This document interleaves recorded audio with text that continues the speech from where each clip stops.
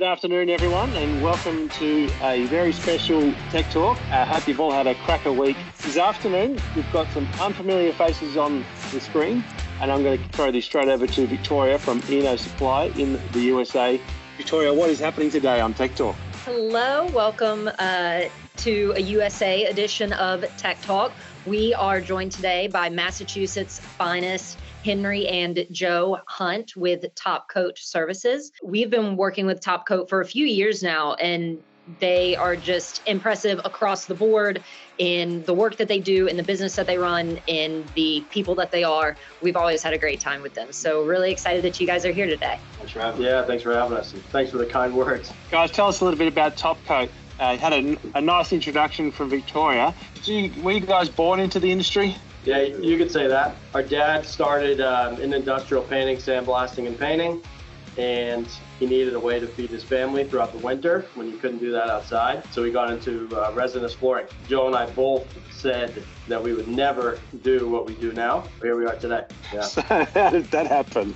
It happened with me first. I was doing some work with a buddy, doing some restaurant stuff, and I found a product that we ended up being an installer of, which brought us around the country, and we just became so busy that I kept calling Henry saying, we need help, and eventually I got him to jump on board. How long did that take? That was probably 6 to 8 months. Well, that's a good brother. 6 to 8 months of nagging, but it was good. I'm happy where I'm at, for sure. What were you guys doing before this? I used to be a chef, a cook, whatever you want to call it. I lived in New York City for a couple of years, cooked in New York City, ended up in Boston, cooked in Boston for a little bit, and that's where I was at. In my life when Joe reached out, I was living in Boston, and it was at first it was a part-time thing, and then it just said, yeah, okay, I'm in. And I was bartending at a restaurant that my friend's family owned, and then I was just helping my dad out, from time to time. And then, like I said, we found this product, and then probably, I don't know, we went down to a training, and then about a year later, I was probably fully involved. And then we've been to, 25 or 30 states since then, doing floors in the U.S. Wow. I didn't realize you guys were so well traveled. Yeah, we've we've done floors from Seattle, Washington to Miami, Florida, Maine, Hawaii, Maine, San Diego, yeah, Colorado, kind of everywhere. Montana. Yeah. And so it was mostly coatings when you guys started, but you've been growing the polishing side? Yeah, when we first started, it was, I still have a photo of our first polish job, and it wasn't that good. So yeah, we were mostly coatings. Through the business, we would just get asked, hey, do you guys polish concrete? And I always found it really intriguing. I really liked the process of it. Joe said, I'll never polish concrete ever again. I used to hate it. I just didn't like the flow process and the fact that there was no, like with coatings, there's a system. And with polishing, there was no system. It was just, everything was whatever you could grab out of the toolbox to make it work, With equipment that didn't really work proper, you know what I mean? So it just wasn't a fun task. Well, how do you feel about it now? I love it now. And now it's fun. Now it's awesome. I think it's like the results that we're able to put out is pretty fun to be able to do. Yeah, it's much more gratifying than doing an epoxy floor. When you can really nail a floor and polishing and look back at it and say, we made this because of our knowledge and the materials. There's nothing better. Yeah, no, it's something to be proud of for sure. Coatings are just the same kind of thing. It's great floor after great floor after great floor, So it's fun to do polish jobs. I like finding the different aggregate, in the concrete and seeing what you get. You certainly relate to that. No, I was just going to ask, what are some of the major things that have changed as far as your process is concerned? And obviously, you said your first floor, you're not quite still, ready to put your name to that one anymore. But well, maybe you are. You've got a photo of it. What are some of the breakthroughs or the key learning points that you've been part of going from something you really didn't enjoy that much to something that you actually get a lot of satisfaction out of doing now? I think for us, it was definitely meeting the folks at ENO Supply, and going to the training was big for us. Before we went to the training, we had just invested, a good amount of money into some brand new equipment, and then we went to the training training, and Henry and I looked at each other and we said, we got to sell all our equipment. And we came back from the training, and we literally did. We sold all our equipment, and we bought all brand new, if not brand new, but we bought all used grinders and stuff through ENO, and we've been running the Husqvarna stuff since then, and it's been a game changer for us in both, you know, prep for epoxy and the polish work. That's a serious commitment to make such a shift like that. For us, it was something, once we saw the production of what those machines could do, we were losing hours. We realized that. When it comes to the equipment, we've always taken it very serious, and where we thought we were getting, in our mind, we didn't know any different, and they worked great. It just wasn't what, you know, the potential what we can get out of the stuff we have now. Oh, that's fantastic. And how many machines are you guys running? We have 3 machines, 2 820 big blocks and 1 680 big block. Certainly didn't skimp on productivity, huh? The biggest thing that we noticed from the machines we had to the Husqvarnas was how close they get to the edge. You know, with our Levinas, the guy on edge would have to grind, 12 inches, and there was no lip or anything for that guy to really bite into. And when we saw how close those machines got to the edge, we both looked at each other and we didn't have to say a word. We just knew what we were doing. The next move. Yeah. What you think of the big blocks? How your big blocks have been going for you so far? Productive for sure. It's still a learning curve for us. Like, I'm still learning every time I get behind the machine, So it's nice to have that and be able to do what we can do with it, but it's still, honing it in and really learning how to use the machine to its full potential. Guys, I got a question for you on, clearly you're very experienced when it comes to coatings and applications and all the strengths and the benefits associated with the coatings marketplace. You've learned seemingly a considerable amount around about the polishing process. I'm just interested to know, are there instances where you'll look at a potential project and it could be suited either an epoxy solution or a polishing solution? Just curious to hear, in that sort of scenario, what are the sorts of things that you're weighing up, and are you leaning to one, is epoxy your sort of good old reliable safety zone product, or is it something that you're really assessing on its own merits, whether it's epoxy or a polish solution? And just be curious to hear how you're viewing the two sort of streams you've got in your business from a floor finish solution. I think it really comes down to what the exact end use is going to be, the chemical exposure that's going to be there, and then as far as what they're looking at, from a construction standpoint and a construction schedule.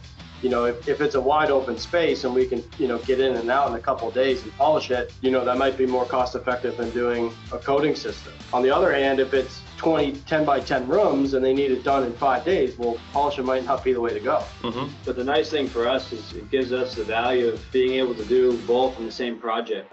So we just wanted a new grocery store, and we're able to polish the front of the house and, do all the coatings in the back of the house within one contractor. So it's a nice way for us to be able to get both sides of it. Yeah. I think as we continue to grow the business, we want to be able to stay very competitive and operate at a high level of quality on both fronts. It seems like you guys are doing that, the work and the social media and all of that. I think you're very successful at it, or at least successful at taking photos of it. I know you guys in your work, and I know it's very good. No, it's sometimes it's to a fault.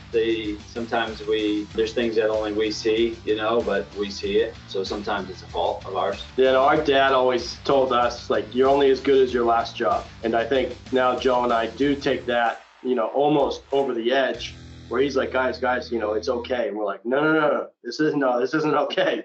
We got to fix this. We're going to make it right. I think that's why we are where we're at. We don't sacrifice quality. I guess I'll say that. Final question, 2 truths and a lie. Like personal? That's personal. How many views do you want, Make it juicy. What do you got? All right. 2 truths and a lie. I was a chef. I'm a better golfer than Joe, and I was in the Marine Corps. Don't cheat. You already know this, so don't cheat. You already told us that you were a chef, and I'm going to assume because it was on TechTalk you were telling the truth. So I already know that one. I think Joe's a better golfer than you. Kind of killed it. It was just Joe's response when you said that gave it away. But I did know you were in the Marine Corps, but then I started thinking, is it a trick question and was it Coast Guard? But no, it was Marine. So Yep. Thank you for your service. You're welcome. All right, mine is I love using computers. Mine, I already gave mine away. I hate it. And I'm a scratch golfer, but we already gave them all away. We divulged too much information. It's TechTalk. Yeah, you might need to come up with 3 on the fly. Yeah, I can't do that. It took me a while to come up with the 3 I had. He had to get I literally was at home and I was reading and I asked my wife, I said, what's a lie? And we sat there and looked at each other for like 10 minutes and we couldn't come up with something.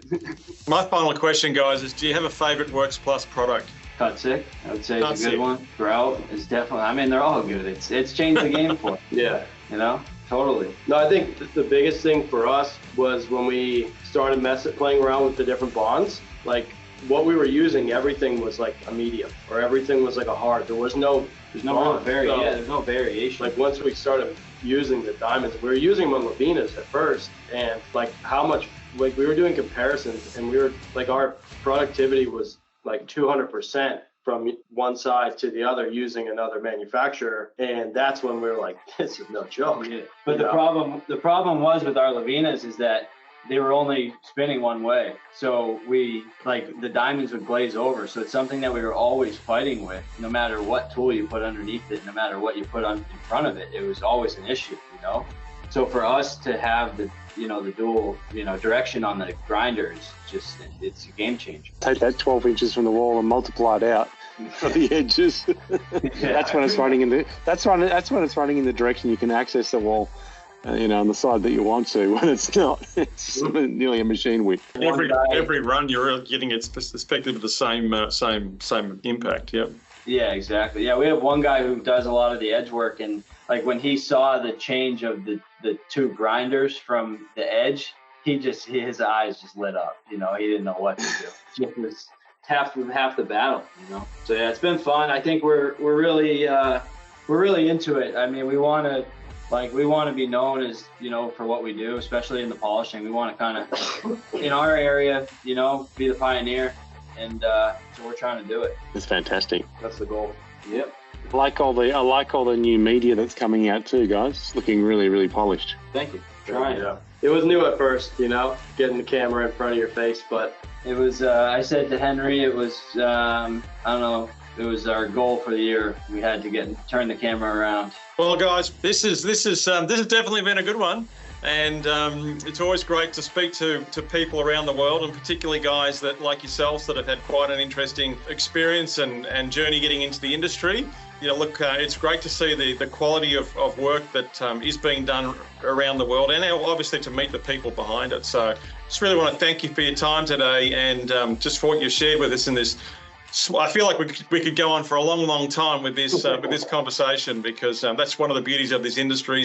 Guys like yourself that are really into their trade and their craft, and like you said, are committed to doing a quality outcome and get a great deal of satisfaction out of that. So, really thankful for that.